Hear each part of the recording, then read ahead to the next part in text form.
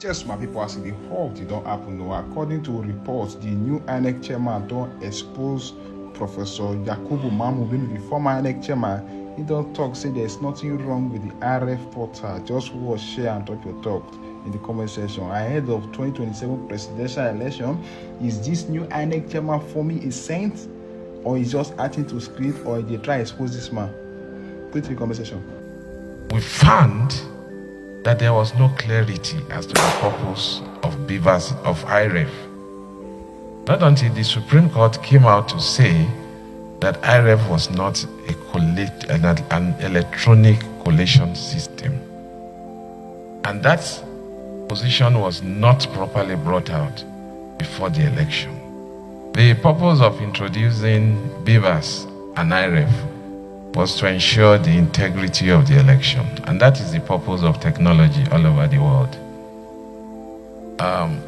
I believe what happened in 2023, which was subsumed as a glitch, before we went into the election, my own understanding and based on the review of the decisions of Supreme Court, we found that there was no clarity as to the purpose of IREF.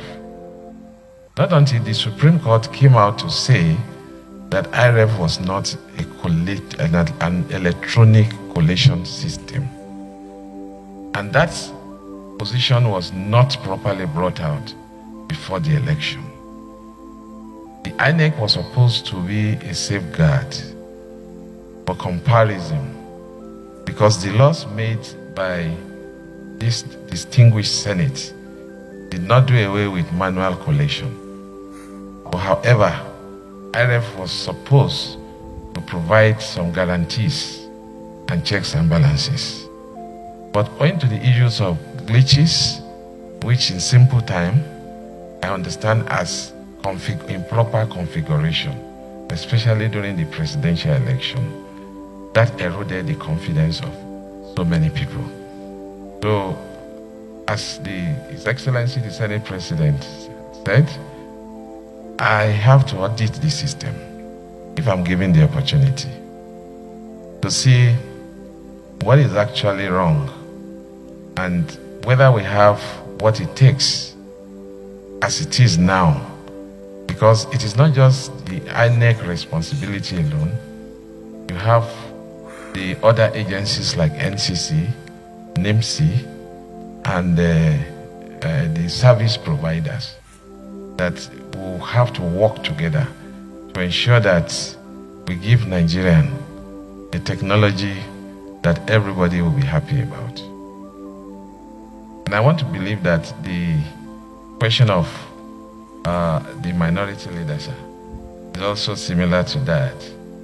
There will definitely be an audit of what the system we are meeting, and especially of the logistic of the election itself, and ensure that the proper strategy is put in place. We all know the problem, so we'll find a proper strategy to be able to confront those problems headlong. I give one example. Logistic problem. We rely on third-party logistics to transport sensitive election materials. Some of the vehicles, when you see them, they are old and they don't even go far. And when they drop the materials, they don't even remain to bring back. So when they abandon the voting and the results, and collation is made or to transport, they now have to be hiring machines and so we need to take it serious and ensure, even if INEC has to go into some form of logistic on its own to ensure that that aspect. I'm just giving one example. Thank you, sir. May I respond by taking the last question first? I think that is a major concern. That is the question of Senator Osita. It's a major concern of everybody, because one of the things that we have to do is to work out an internal mechanism that we can use to trail the behavior of humans. In the first place, I'm taking this position on trust, and the people who I'm going to work with, they must also appreciate the fact that they are there on trust, and because you have made the law that should be done. So one of the ways is to set up an ethical committee so that you can have an audit of what has happened, because there have been several cases that have been reported and nothing were done. Some have been taken to court, like in Bayelsa State, there were some cases like that, and I believe in Adamawa, where some people were prosecuted and even convicted. So we are going to follow through and pursue that cause. And also to say that maybe we are also going to work with the National Assembly, because there will be need for some legislative intervention in some cases. For instance, there is a need for an electoral offences commission that will be able to investigate. INEC does not really have the capacity presently. You investigate, you detect, investigate, and then prosecute. And strengthening the internal disciplinary procedure, following due process, to ensure that those that are involved in such misconduct are brought to book. Even if we need to use forensic to do that. And we also hope to probably see, well, I have not gotten there, but we have factored it as part of the likely challenges we are going to confront. We can introduce a whistleblowing policy too, that will enable people to detect and expose such practices so that it can be dealt with. If I now go to distinguished Senator Uzokalu, deployment of materials, the complexity of the country, the issue of security. I want to say that the issue of security is a major challenge, but at the same time, it can be confronted headlong. I know there's a joint committee on election security.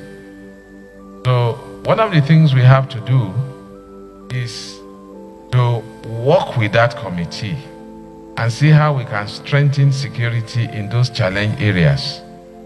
Additionally, we can also invest more on logistics to ensure that every part of Nigeria we can penetrate. Even if we have to use drones or whatever, with necessary safeguards to ensure that those materials get to those places, because no voter will be left behind. And that will be one of our policies. Now, also addressing Senator Ningi's question, participation and love for Nigeria, there's going to be aggressive voters education and civic education, so that INEC will perform that role under Section 2 of the Act, which is a major responsibility to ensure that people are educated. You build capacity not just of your staff, of all the election stakeholders, including the political parties, the members of political parties, the masses, as well as technocrats and elites. So we will embark on aggressive civic education and build capacity to be able to confront those challenges. On the issue of transmission of real time, I was looking at the amendment to the Electoral Act. We are going to look at what it is as it is now. Thankfully, it's not been concluded. So if I'm giving the nod, I will have the opportunity to make my own input and also to look at the decision of courts and see how that issue can be addressed. I spoke to it earlier on that nobody seemed to even understand what it was. And a lot of people felt it was another collation system. But Supreme Court said it was not. So we just need to look at it and see what is on ground. So when we get there, we'll see what is on ground, the infrastructure, and how best to approach it. Because we understand the fact that it can add credibility to our election. Distinguished Senator Tambuasa, I want to identify some areas which I believe have already been handled in the amendment. For instance, the issue of timeline, which is requiring the amendment of the Constitution. But apart from that, there are even inconsistent timeline provisions within the Act itself. Because you set some timelines which is in contradiction with another provisions on timeline. So all those issues will have to be streamlined and ensure that there are no ambiguities. And then we have election litigation. So we are going to see how an election is credible so that the loser will even come and congratulate the winner and say you won fairly and well. So if we can do that, it's just like a judge convicting a person, sentencing him to death, and he say, well done, because I believe I've gotten justice. And the distinguished Senator Oje, on issue of security, I think I've spoken to that, sir, that we will look into it. I don't have the facts now, but I know there's a joint action committee which I co-chair, and then we'll see how best to address the issue of security as far as election materials are concerned. And finally, distinguished Senator Yari, thank you for your question, sir. I want to say that you have enough laws. This Parliament, National Assembly, have enacted laws for the purposes of ensured proper utilization of funds, and that is the Procurement Act and the Finance Act. So those laws that have been enacted will be enforced strictly in order to ensure that funding of the Commission are utilized for the purpose for which they have been given. And if there are opportunities to save funds, to save costs, we shall also do that. Thank you, sir. Distinguished Your Excellency, sir.